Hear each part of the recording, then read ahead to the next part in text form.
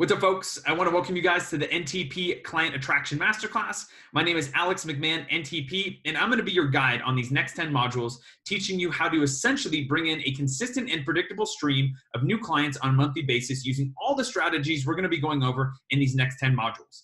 Now, one of the biggest reasons that this course even exists is because when I had the opportunity to reach out and to chat with a bunch of you, the single biggest struggle that people seem to be having inside their NTP practice is attracting new clients. And so over the years, I've been lucky enough to work with a lot of mentors and coaches that I've hired to essentially teach me the ins and the outs of client attraction that I'm going to be showing you guys over the next 10 modules. So today, what we're going to be going over is the 7 biggest client attraction mistakes that I personally see NTPs making. We're going to be going over each different module and taking a quick look at it. And then I'm going to give you a quick background bio on me. So one of the big things that I'll have you understand from the very get-go is that you're going to have to do the work. The reality is information alone is phenomenal, but information without action is not going to bring in clients. So when you take the things in this masterclass and you apply them on a consistent basis, that is where the magic is going to lie for consistently and predictably bringing in new clients to explode your NTP practice, which is the end goal of this whole masterclass. So, like I said, my name is Alex McMahon, and I'm a nutritional therapy practitioner. And as you guys can tell from this picture, which is my actual real senior picture that went in the yearbook, I've always done things a little bit differently. So my journey into nutrition is a little bit different than your average person's. Growing up, I always dealt with being a little bit overweight. I had extreme energy crashes throughout the day. I had learning disabilities. I had a sweet tooth that was insatiable. And I always dealt with lifelong constipation. So when I very first got into nutrition, I got in because I had digestive issues. And at the same time, I had just been launched into my very first career as a preschool teacher. So when I started teaching, it was me in a classroom with about 11 to 13 different kids who all had different dietary needs. And when I became a teacher was right when the gluten-free, dairy-free kind of paleo movement became very, very popular. And so every day I had to be very aware of the foods that kids could or couldn't have and be able to kind of shift our food choices during snack time or lunches and things like that to better meet these kids' needs. And in seeing the dramatic impact that nutrition had on the kids I was working with, it led me to have a lot of questions about never resolving the health issues that I dealt with. And so I got launched on this crazy journey of experimenting with just about every single diet I could think of. And along the way, I found a framework that started to be very, very effective for me. I became a natural resource for other people around me because they saw me getting results and they saw me better understanding nutrition and how it could impact everybody's health and helping them reach their goals. Along the way, I was lucky enough to have a conversation with an ex-girlfriend's father who is a very successful businessman. And he encouraged me to go out and further my education. And once I did that, to be able to launch into my career as a coach. Now, when I went out and started searching for programs, I wasn't really happy with anything I found until I stumbled across the NTP program. And one of the biggest things that drew me into the NTP program was when I hopped on a phone call to talk about the curriculum with somebody. And when I asked about why some of the modules of their curriculum was older and some of it seemed newer, it's because they explained to me that when new evidence came out, they updated their stance on things. And immediately I knew that being an NTP was the community that I wanted to be a part of because they were willing to change their stance on things to be up to date and to be evidence-based rather than always having an ego in things. So I launched into my NTP practice in about 2012 to 2013 when I graduated. And I was lucky enough that when I graduated, I had already had a few clients. At that same time, my career as a teacher wound down a little bit, and I started to kind of slowly transition into becoming an NTP full-time. But I got really comfortable, and I was afraid to launch into my practice full-time because I knew that there was a certain amount of security in a guaranteed paycheck. And it all kind of came to a head one day when I was having a conversation with somebody at a warehouse that I was working in. And they wanted me to go in, and they wanted me to work on Christmas Eve. And I told them that I was unwilling to do that. And they said, well, maybe I should find somebody else to do this job. And to be honest, in the moment, I, in my heart of hearts, felt so strongly pulled towards giving a full-time NTP practice a shot that I said, you should find somebody else to do this. I'm going to go into nutrition full-time. Now, that wasn't the smartest way to do it by any means, because there were months on end where I'd eat greens and tuna. I would stay up late stressing about bills, about where food money was going to come from, about paying my rent. And there were multiple times that I wasn't able to go out to eat or to get drinks or anything like that with friends. And in doing this for a few years, the big thing that I started to realize was that I wasn't going to be able to do this on my own. All the podcasts, the books, the courses, everything like that was great. But the reality is I needed to talk to people who had done it before me and had done it in a very successful fashion with coaching and nutrition coaching specifically. So right around that time is when I reached out and started to work with different mentors and coaches, and I started to pay them a certain amount that honestly at the time made me very uncomfortable. And so diving into working with mentors and coaches is what allowed me to kind of explode my NTP practice to the point where now I make over $10,000 a month from my nutrition coaching business. And like I said earlier, I'm not saying this to impress you. I'm saying it to impress upon you the stuff that we're going to be going over during these next 10 modules works, but it only works when you put in the work yourself. So keep that in mind. All this information is going to be effective, but we have to put in the work and we have to tweak and refine things to make sure that they work for you. Now, during this time of being an NTP, I've produced content for a number of other people, and this is an actual strategy that we're going to be discussing in one of the further modules, but I've produced content for Breaking Muscle, Barbell Shrugged, Vigor Ground Fitness and Performance, Mark Fisher Fitness out in New York. I've written for Precision Nutrition. I wrote for Born Fitness, and then I wrote some blogs and was on the On It podcast a few different times. So next we're going to be taking a look at is what we're going to be covering over these next 10 modules of this masterclass. Today, we're going to be going over the 7 biggest client attraction mistakes that I see NTPs making, whether that's inconsistent posting with the content, not having enough calls to action, or not speaking a client's language clearly enough. Module number 2 is going to be all about how to use your content to build connection with your audience. Module number 3 is going to be all about how to speak your client's language so that they feel like you're talking directly to them and know that you have the direct solution to their problems by using the exact same language that's going on in between their ears.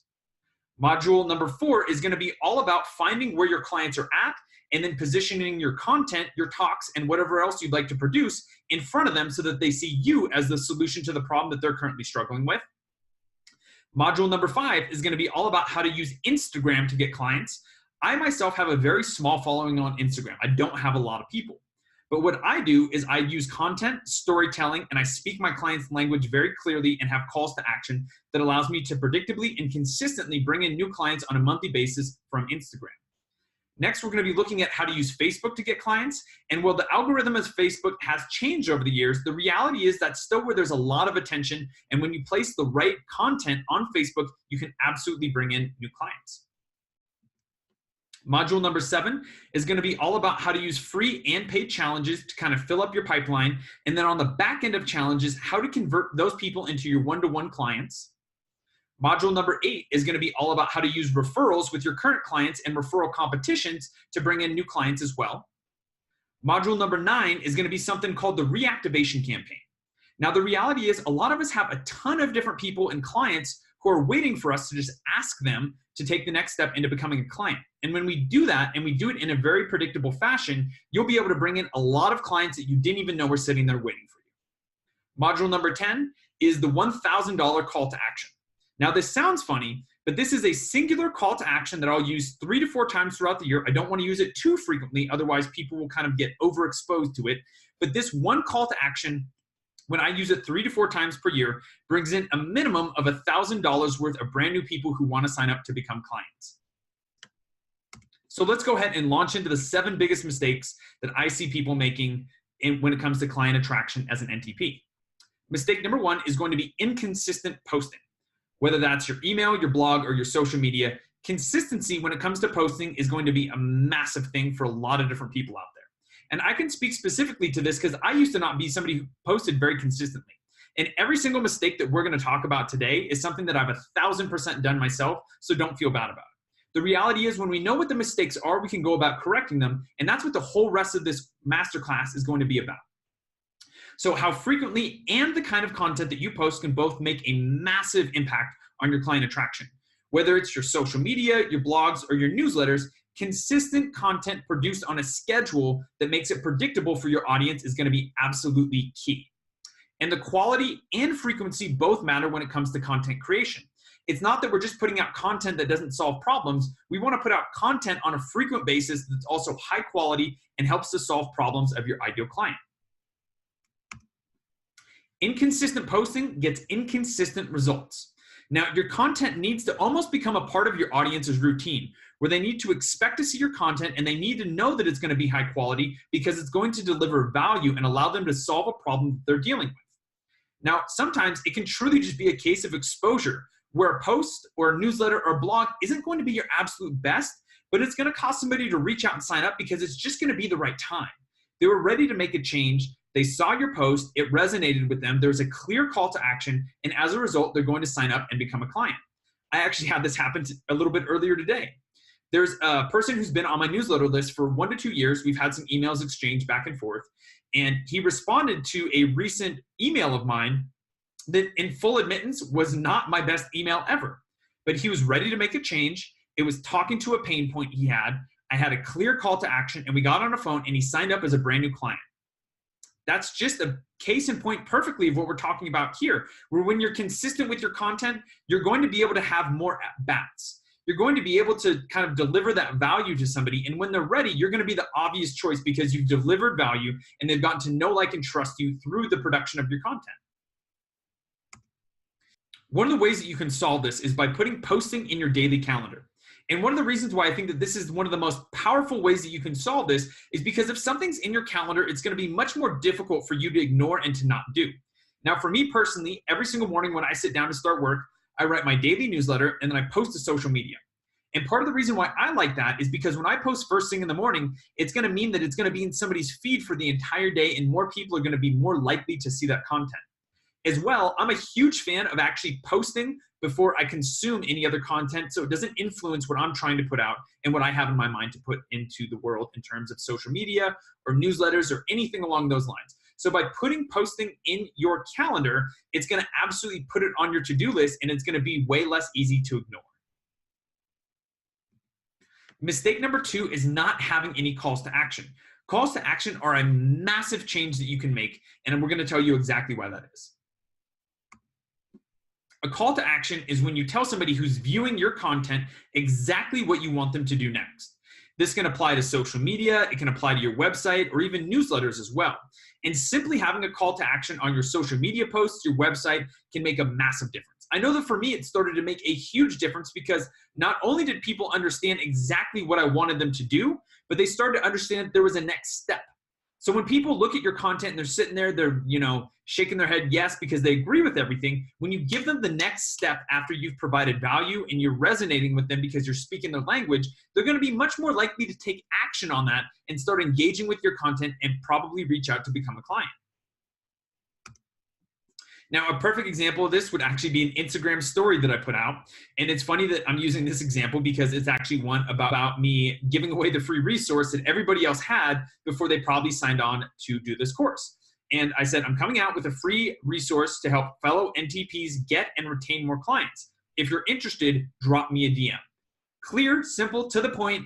I made the lettering of everything pop out by filling it in.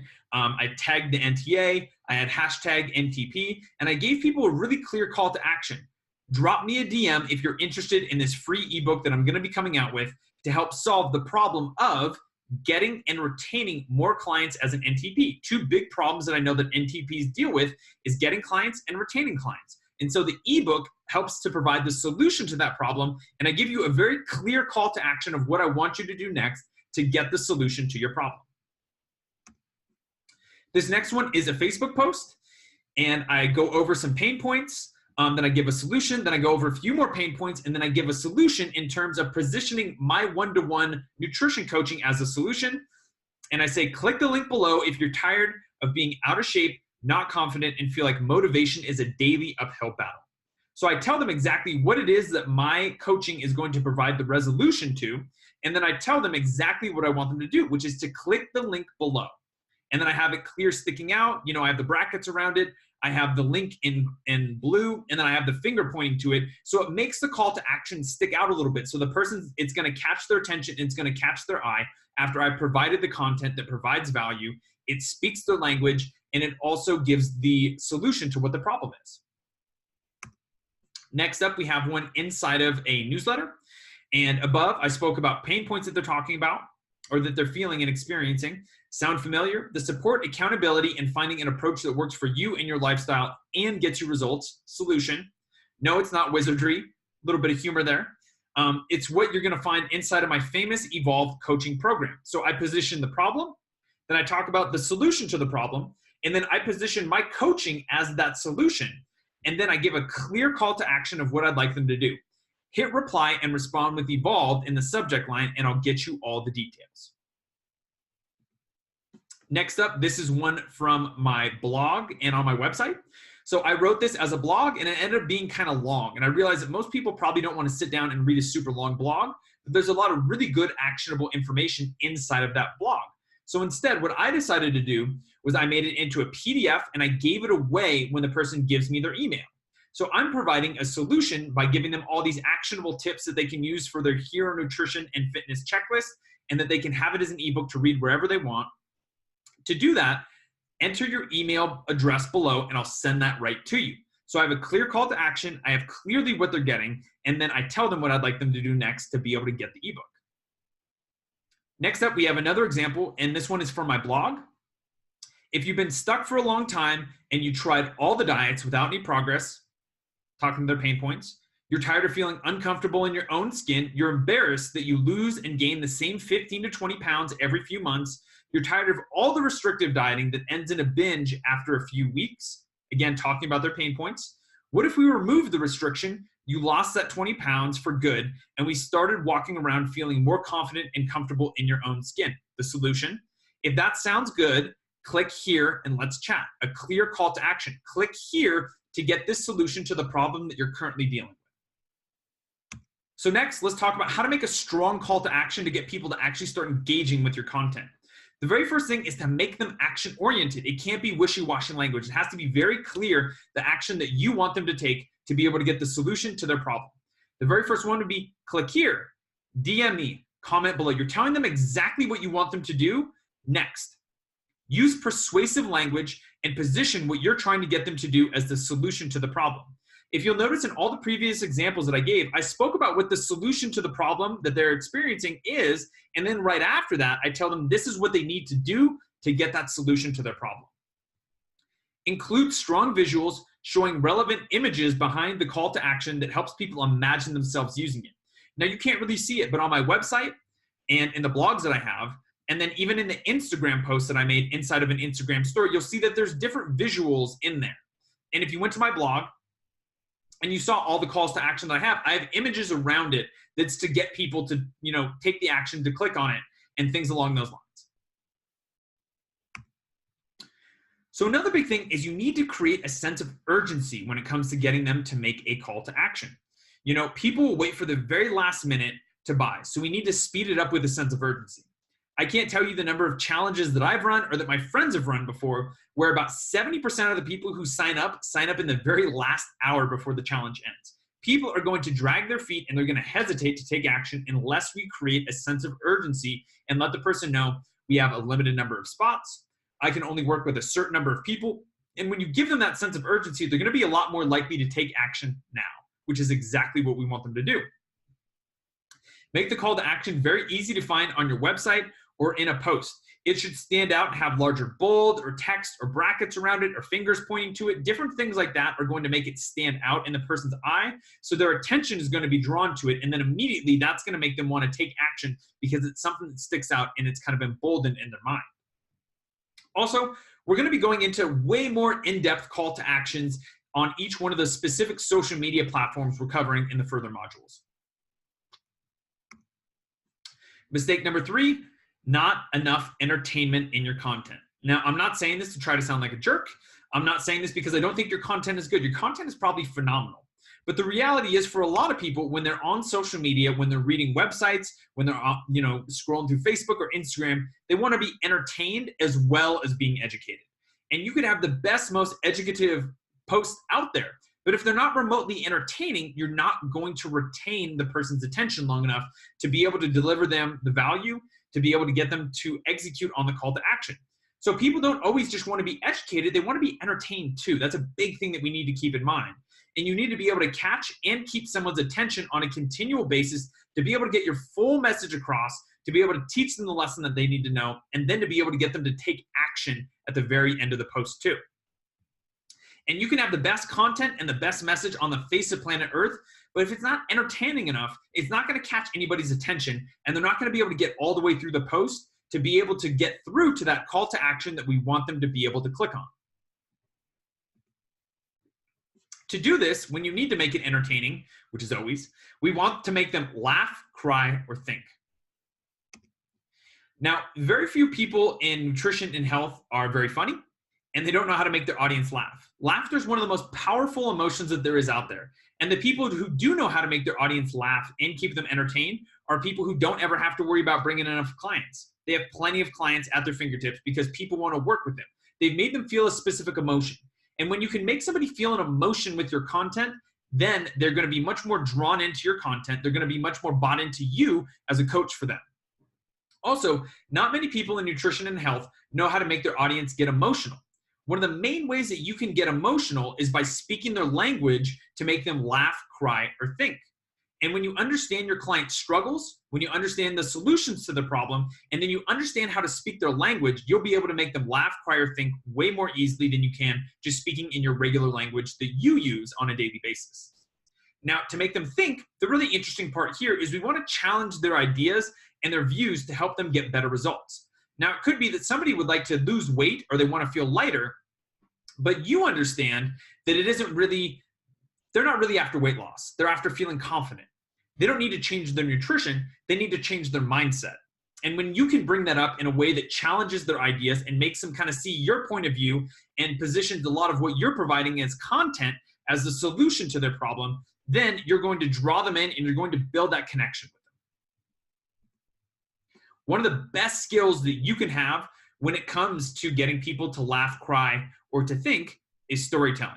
And this is one of the biggest mistakes that I see a lot of people out there making is they're not telling enough stories. Stories are unbelievably powerful when it comes to creating content, when it comes to building connection, and then getting your audience to laugh, cry, or to think. So the reality is why storytelling works is everybody loves a good story. And who hasn't seen a story at some point in time that has made us laugh, that has made us cry, and make us think? It happens all the time. All the viral Facebook videos, all the viral Facebook posts, they all involve some kind of emotion to it, but there's a backstory, and the backstory to it is what gives us that emotional response at the end of it. And you can tell somebody stories about anything and turn it into content that makes your audience connect with you. Storytelling is one of the best ways that I've found to be able to educate and entertain at the exact same time. You can kind of fold in these lessons that somebody doesn't know that they're kind of getting into a story. And it's going to be way easier for them to absorb the actual education that you're trying to deliver them when you put it into an entertaining story. One of the other ways that this is so powerful is because people want to know about you as a person, not just as an NTP. Stories are a great way to share a more personal side with your audience and to build connection with them. People want to know about you as an NTP. They want to know that you can get them results, but they also want to know about you as a person. They want to know about what you're doing on a daily basis. And what people are really missing in the nutrition and health industry that will allow you to win these days is human connection. It sounds crazy and it sounds very funny, but in an age where we communicate more with our thumbs and people aren't used to getting phone calls, what people really want in this modern day and age is they want connection. And by telling stories, by opening up about your struggles, by opening up about your successes, by opening up about the funny things that happen to you and what you're doing on a daily basis through storytelling, you build that connection with your audience and you build it very, very strongly. Alex, what are you talking about when it comes to connection? The reality is when you build connection with your audience, they learn to know, like, and trust you. And when it's time for them to work with an NTP or a nutrition coach, they're always going to build a person that they have a connection with. That over the years, they've learned to know, like, and trust. They've learned to expect your content on a regular basis. They know that you understand their struggles. They know that you understand the solution to what they need. You speak their language, and they know you too. That's a massive thing. It's a two-way street. They want to get to know you as much as you want to get to know them. And so by opening up, by telling stories, by building connection with people, you're going to win. And for me, one of the most vulnerable and kind of open moments that I shared on social media that built a massive amount of connection with people was about my lifelong struggle with anxiety. Now, as a little kid, I actually had to switch preschools to go to one that didn't have nap time. I dealt with extreme childhood anxiety, and I dealt with something called the what if monsters. I would kind of during nap time or around nap time start catastrophizing these kind of events in my life. And I would get so worked up that I would actually wake up from nap time as a little kid and like throw up or have these extreme panic attacks. And so I dealt with that as a little kid, and I had these really, really bad anxiety attacks that ended up getting resolved for a long period of time because I went to go see a childhood therapist at the preschool that I was at. Her name was Tammy Tack. She's an amazing human. I couldn't be more thankful for her. But as a kid, I dealt with these really, really bad anxiety and panic attacks, so I couldn't go to a preschool that had nap time. Probably about 2 years ago, I started to experience more adult version of anxiety and panic attacks that left me thinking that I was going to die in an instance. It was very scary. It sucked, but I went through it. And instead of kind of bottling that up, I knew that there were a lot of other people who followed me, other people in my audience who also deal with anxiety, they deal with panic attacks, they deal with feelings of impending doom, all these kind of dark things. So rather than not sharing that, what I made the choice to do was to get vulnerable. I shared my recent struggles about anxiety. I shared the panic attacks that I had going on in my life. And as a result of that, I had a lot of people who poured out support. They were absolutely sweethearts. They connected. They reached out and thanked me. I got a ton of messages, and it just built this massive connection with other people who are also struggling with the same thing. What you have to realize is people see you as an NTP, and they're going to assume that you don't struggle with the same things as them. But when you show people the struggles you have, the challenges you have, the successes you have, all these different kinds of things, all these very human emotions, you build that connection with people that we're trying to develop. And so by doing that, people are going to resonate, they're going to connect, they're going to learn to know, like, and trust you. And when you do it through storytelling, it's going to build this amazing bond with you and your audience that will absolutely transfer into you getting more clients. So next, we're going to be going over the basic elements of telling a great story, and we're going to be going into way more detail on this in Module 3. But very first, we need to talk about what happens in the story. Give the details. Why does this story matter? Give all the background of exactly what happened inside of this story. Next, we're going to be talking about why this story was a positive. We're going to reframe the event that happened, whether it was a challenge, whether it was a mishap, whether it was a success, or anything along those lines. We're going to reframe it as to how it was positive. Next, we're going to talk about what was the lesson that was learned. What was the big takeaway that you had from this event, from this story, from this social event, from this client interaction, from the person cutting you off in traffic, or anything along those lines? What was the big lesson that you took away from it? And then lastly, how does this apply to and help your potential clients? What problem does this solve for them? What can they take out of this story and this lesson that you've just given them? And how will this provide a solution to something they're currently struggling with? When you start to use storytelling in that way, what happened? Why was it positive? What was the lesson that you learned?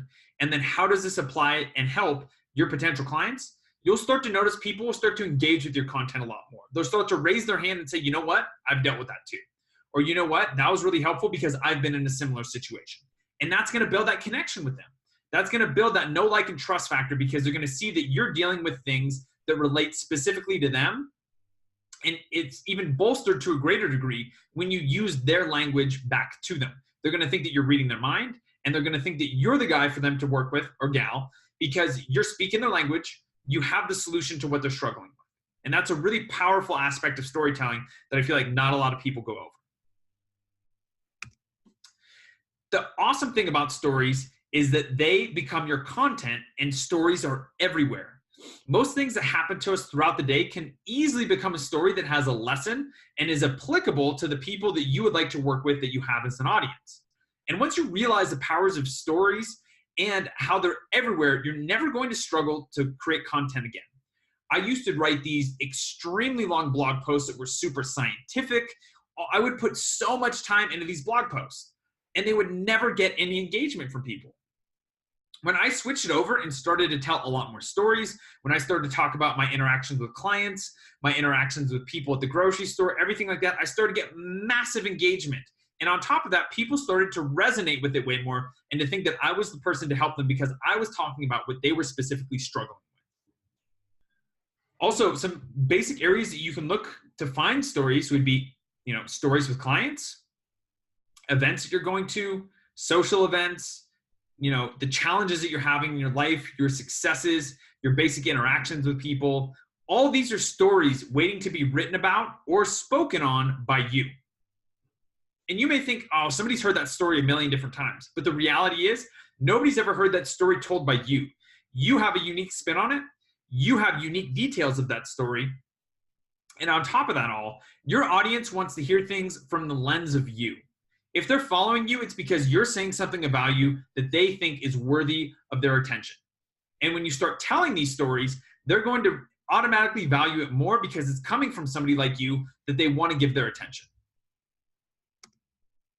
Mistake number 5 is not speaking your client's language. Now, one of the best things about speaking your client's language is that when you know what they're struggling with, when you know what the solution is, and you start to speak their language to them, they're going to think that you are reading their mind. They're also going to really fully recognize that you understand them, and people are going to want to work with somebody that they feel like better understands their struggles and can speak the solution to them in a language that they want to hear it in. Now, where most people get into trouble with this is they use what I call zig and zag language, where you're saying the exact same thing, but you're just using different language to describe it. And when you can change your language to better describe it in your ideal client's voice and in their words, it's going to resonate with them. So you may know that a client has digestive or hormonal issues that are holding them back. So that's the language that you use when you're talking to them. But if they're talking about weight loss and feeling lighter, and you're both using different languages, there's going to be a significant mismatch. Even though you guys are talking about the exact same thing, you're going to be talking about it from a different angle, and they're automatically going to assume that you don't understand them. And even though you both want the same outcome, you won't be speaking the same language. So there's going to be a significant mismatch in what you guys are trying to describe and come to. Sometimes you're also going to have to sell them what they want, but you're going to have to give them what they need. So that means a lot of people are going to want to lose weight without really thinking about getting healthy as a way of accomplishing this. Now, you and I both know that when you get somebody healthy, they're going to more naturally and easily lose weight. So you sell them the weight loss, but then you get them really, really healthy underneath the guise of weight loss, and voila, you've gotten them healthy and they've lost weight. You've sold them what they want and given them what they needed at the exact same time. Both of your goals have been accomplished, but you just changed the language that you were using to be able to accomplish both people's goals at the exact same time. And the end result is weight loss, but you also got them much healthier. You just gave them what they wanted and what they needed at the exact same time. Mistake number 6 is focusing on features, not benefits. The features of your NTP services are the more like kind of factual aspects of what a client gets when they work with you. So an example of some features would be a 90-minute initial consultation, a food journal adjustment, a weekly email check-in, and a 30-minute follow-up consultation. Now, this is where a lot of people go wrong, is they only talk about the features and they don't talk about the benefits. Now, people aren't going to sign up for coaching because of the features of your NTP practice. They're going to sign up for your coaching because of what those features are going to do, and it's what's going to help them accomplish. That's going to be the benefits. People are always asking, what's in it for me? They want to know that what you're offering inside of your NTP practice, the features of your NTP practice, are going to have the benefit of helping them accomplish something that they're currently struggling with. This is especially powerful when you use this in your content and when you're getting people signed up over the phone or in person. When you hear somebody, they're going to be telling you exactly, specifically when you're getting somebody to sign up to work with you, they're going to be telling you exactly what they're struggling with and exactly what they need, which is very, very powerful. Because then what you're going to do is you're going to take what they told you that they're struggling with, and you're going to tie that back into the features that you're offering and how that gives them that result that they want. So a benefit, like I kind of alluded to a little bit, is the answer to the question of what's in it for that person. You want to think of the benefit as how the feature solves a problem for that person. And when you speak about a feature and then add the benefit on the back end of it, it's going to show the client that you understand exactly what they need to be successful, that you understand what they're struggling with, and have the solution to the problem that they're currently dealing with. So let's use the example of how to put features and benefits together. We're going to use the features of a few slides back, and we're going to add the benefits in so that you can know exactly how to change it so that you can switch your features to also have benefits to better speak your client's language. So a 90-minute initial consultation is the feature, and the benefit is a 90-minute initial consultation to ensure that we remove any food confusion and you feel as confident as possible in your pursuit of weight loss, better hormonal production, or digestive issues. There's a feature and benefit together. The next one would be, the feature would be a food journal adjustment. Now the feature plus the benefit is going to be a food journal adjustment, so you know what foods are stalling your progress and what to swap them out for. You're helping them to adjust everything by clearly showing them what's stalling out their progress and then giving them an alternative to that. So you're giving them the solution, the food that they can put in that's going to stop that stalling out from happening.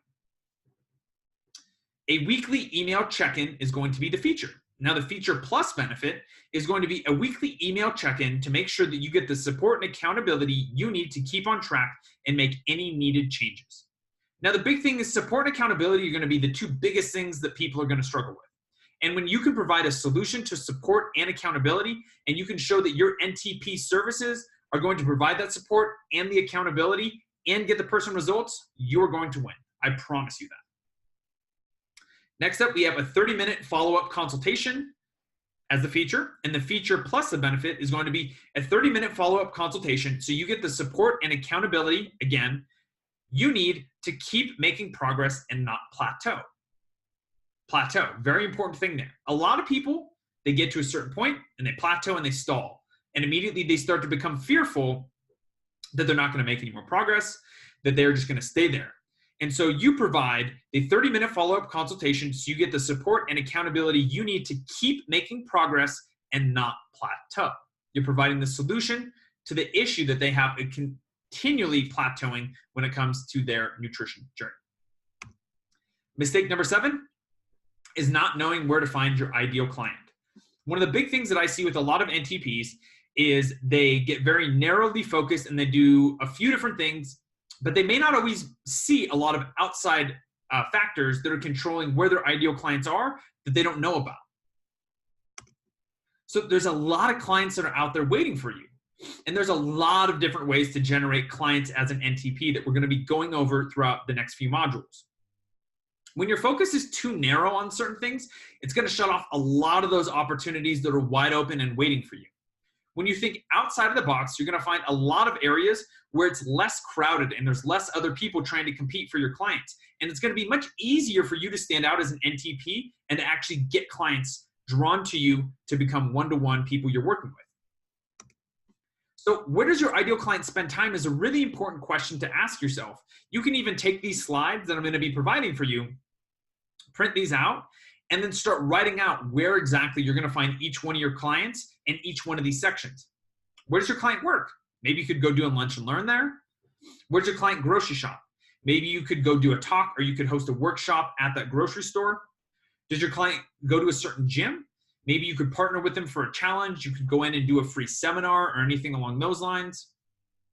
Does your client live in a house or does your client live in a condo? If they live in a condo, you can always go up and partner with them and offer to be a part of their health week, or you could offer to stand in the lobby when people are coming home from their work day and offer out a free guide in exchange for their email, and then you could follow up and email them. There's a lot of different ways. We'll get into all this different kind of stuff, but I just want to give you guys some ideas to start getting the wheels turning.